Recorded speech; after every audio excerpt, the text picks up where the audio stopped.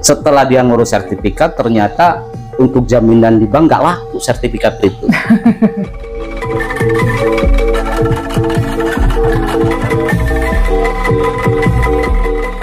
Beberapa waktu lalu kan kita sudah bahas dari sporadik, AJB sampai ke sertifikat.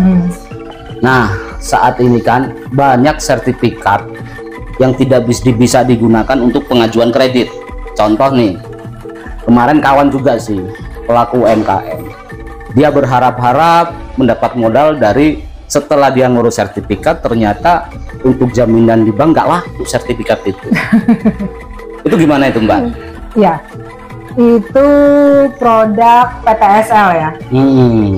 PTSL itu pendaftaran tanah sistem lengkap. Ya. Kenapa hadir PTSL? Karena banyak sekali bidang tanah di Indonesia itu yang statusnya tidak ada terdaftar atas nama si A, si B, si C di BPN, Badan Pertanahan Nasional. Kalau dulu kita familiar dengan PRONA. Oh ya. Nah, sebenarnya PTSL ini penyempurnaan dari PRONA tersebut. Kenapa? Karena untuk pertumbuhan ekonomi yang lebih lancar, apalagi saat ini UMKM kan banyak ya. Betul. Pada saat itu ada program yang harus segera dibuat. Itu dengan dasar Permen ATR BPN nomor 6 tahun 2018 tentang PTSL, disertai dengan instruksi Presiden untuk percepatan pensertifikatan tanah, instruksi Presiden nomor 2 tahun 2018. Jadi Presiden itu sudah menginstruksikan segera sertifikatkan tanah-tanah yang kalian miliki, yang kalian punya. Kenapa? Karena tujuannya satu, untuk modal usaha. Jadi kita nggak repot-repot lagi atau terkena dengan rentenir atau pinjol. Nah, instruksinya terlaksana. Semua tanah-tanah itu sudah mulai terplotting, terdata semua. Sertifikatnya juga jadi, sudah dibagikan.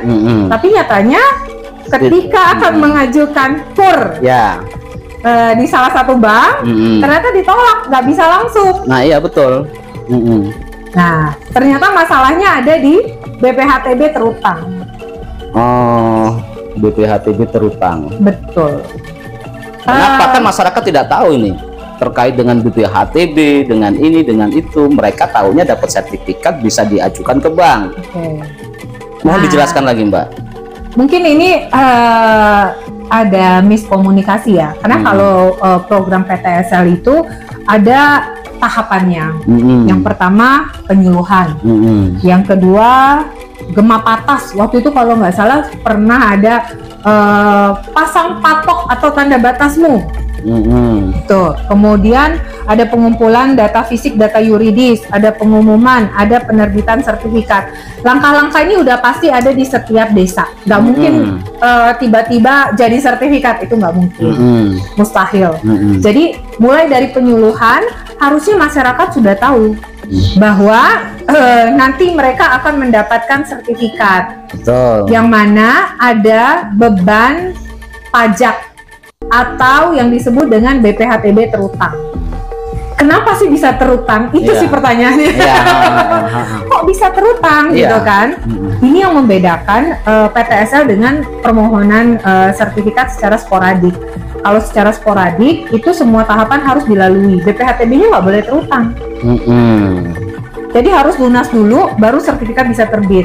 Nah di PTSL ini ada keringanan karena memang instruksi Presiden. Jadi BPHTB ini bisa terutang.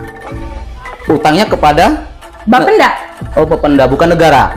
Ya negara. Dalam hal ini Bapenda kan negara ya, karena BPHTB terutang ini akan masuk ke kas daerah. Oh gitu. Nah terus solusinya?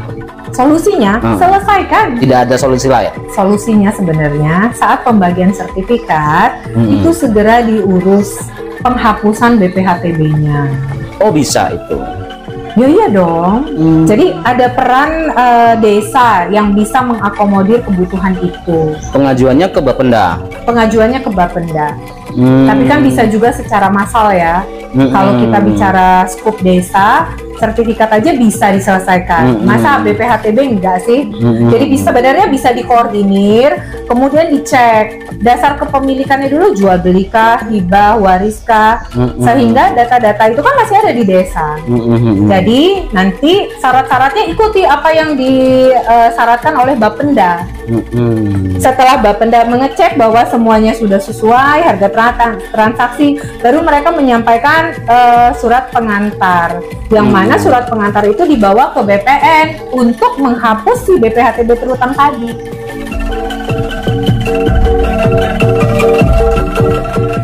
Sertifikat yang di dalamnya ada BPHTB terutang, gak usah khawatir, segera selesaikan saja dengan cara, kalau masih ada alat bukti waktu permohonan hak pertama kali, silakan dibawa ke Badan Pendapatan Daerah. Di sana ada loket yang senantiasa akan menerima dan melayani masyarakat Pringsewu.